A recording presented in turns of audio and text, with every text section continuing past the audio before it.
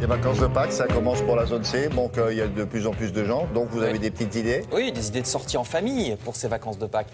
Le Parisien aujourd'hui en France rappelle que demain commencent les grands rendez-vous annuels du cerf-volant à Berck dans le Pas-de-Calais pendant une semaine avec des ateliers pour les construire et les piloter. Également à faire avec les enfants, vous voyez juste à côté, un zoo peu connu près de Paris, le parc des félins à Luminy en Seine-et-Marne, 140 fauves de 4 continents sur 70 hectares, des tigres blancs, des panthères. Les coordonnées dans le Parisien ou bien, si vous avez du temps pendant ces vacances, étoffez votre collection de disques. Je parle bien de collection parce que regardez, Direct Matin confirme le retour en grâce du vinyle, le bon vieux 33 tours avec ce son particulier. Enfin. Que n'offrent pas les CD et encore moins les MP3. Vous savez, on a tendance à l'oublier, mais la qualité d'écoute de la musique a beaucoup baissé avec la compression de la numérisation. La qualité n'est pas la même. Donc vous trouverez dans Direct Matin les adresses de disquaires spécialisés dans les vinyles, marché qui remonte en flèche. Toujours si vous avez des vacances, le journal La Croix célèbre les 60 ans des Gîtes de France, label de qualité des hébergements en chambre d'hôtes, 60 000 établissements désormais. Ça avait été créé en 1955 pour lutter contre la désertification des campagnes et c'est toujours un peu le cas d'ailleurs, parce qu'il y a pas mal de commerces et de cafés qui fonctionnent surtout avec les clients du gîte du village. Donc l'histoire des Gîtes de France dans La Croix. Pour décompresser également, Libération nous parle d'une nouvelle tendance, les espaces de détox digital. Regardez, c'est pour ceux qui ont besoin de se déconnecter les neurones, ceux qui passent trop de temps sur les smartphones, PC et réseaux sociaux. Libé est allé dans un centre à Paris, en plein boulevard Magenta, donc c'est dans le bruit urbain. Oui. Mais à l'intérieur, silence. On doit déposer son smartphone à l'hôtesse, Oui. à l'entrée. Ensuite, c'est des pièces avec des plantes vertes, des fauteuils et surtout rien à faire.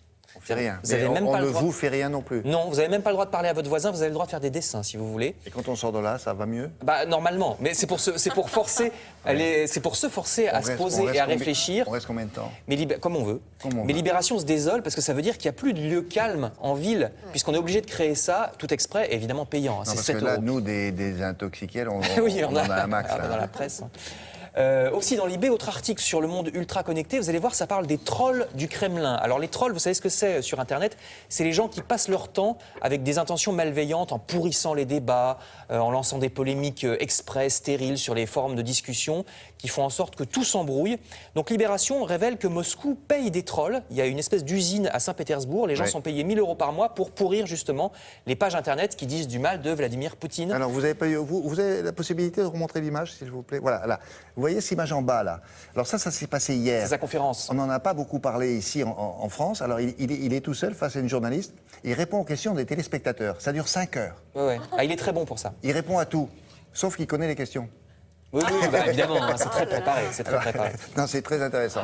Ah oui. Je termine avec la télévision, un article dans Le Parisien qui se désole du peu d'émissions en direct de nos jours. Apparemment, il y en a de moins en Alors, moins. formidable article, évidemment, où on a totalement oublié. Mais vous allez voir, non, ils n'ont pas tellement oublié que ça, parce que beaucoup de chaînes n'osent plus en faire. Mais regardez, ils ont fait le palmarès, et regardez quelle est la première chaîne généraliste pour le direct, juste après les chaînes d'infos, c'est France 2. 6h10 de direct par jour. Oui, en partie mais grâce ce serait bien aussi de dire que c'est 15 heures de direct par semaine. Je vous dis ça à la jeune fille ou le monsieur qui a signé l'article. Voilà, Ils n'ont pas tout à fait oublié, on est quand même en premier des chaînes généralistes. Oui, mais c'est 15 heures par semaine, vous en connaissez beaucoup d'émissions? C'est vrai. De direct? Depuis 30 30 Depuis 30 ans, merci beaucoup. Frédéric, à plus tard. Alors, la suite.